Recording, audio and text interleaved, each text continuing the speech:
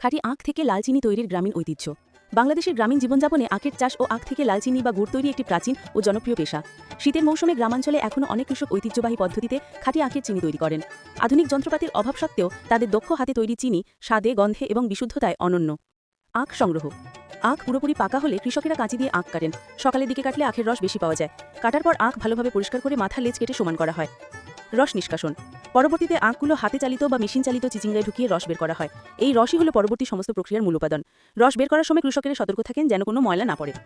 বড় হাঁড়িতে রস জাল। আখের রস বড় লোহা বা মাটির হাঁড়িতে নিয়ে চুলায় বসানো হয়। নিচে জ্বালানি হিসেবে খড়, কাঠ বা আখের শুকনো পাতা ব্যবহার করা হয়। ধীরে ধীরে রস ফুটতে শুরু করলে ওপরে ভেসে ওঠা ফেনা পরিষ্কার করে ফেলা হয়। এভাবেই রস ধীরে ধীরে ঘন হতে থাকে। ঘন রস থেকে চিনি তৈরি। রস যখন একদম ঘন হয়ে ওঠে তখন সেটাকে বিশেষ কাঠের চামচ দিয়ে নাড়তে নাড়তে ঠান্ডা জায়গায় নামানো হয়। এরপর মাটির বা লোহার বড় থালায় ঢেলে সেটাকে ঠান্ডা হতে দেওয়া হয়।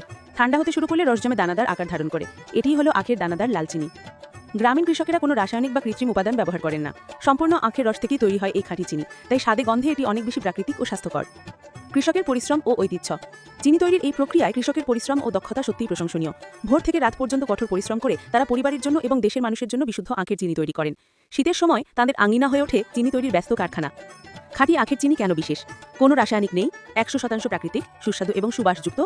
পিঠা, চা, শরবত, পায়েস সব খাবারে দারুণ স্বাদ বাড়ায়।